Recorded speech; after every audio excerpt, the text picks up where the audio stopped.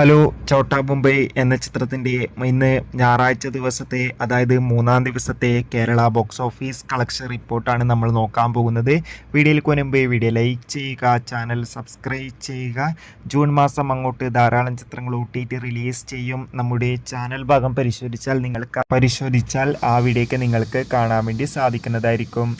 അൻവർ റഷീദിന്റെ സംവിധാനത്തിൽ മോഹൻലാൽ, ഭാവന, കലാഭവൻ മണി, സിദ്ദിഖ്, സായ്കുമാർ, മണിക്കുട്ടൻ എന്നൊക്കെ പ്രധാന കഥാപാത്രങ്ങളായെത്തിയ ചിത്രമായിരുന്നു ചോട്ടാ മുംബൈ.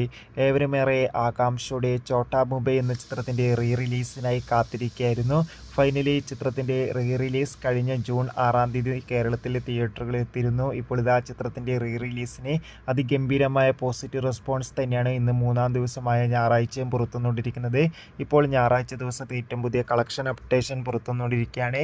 ഇപ്പോൾ കിട്ടുന്ന ബുക്കിംഗ് സ്റ്റാറ്റസുകൾ പ്രകാരം ചോട്ടാ മുംബൈ എന്ന ചിത്രം ഇന്ന് 50 ലക്ഷത്തിൻ്റെ അടുത്ത് വരെ കേരളത്തിൽ നിന്ന് കളക്ഷൻ നേടിയെടുക്കുമെന്നാണ് ട്രാക്കിംഗ് റിപ്പോർട്ടുകൾ സൂചിപ്പിക്കുന്നത്.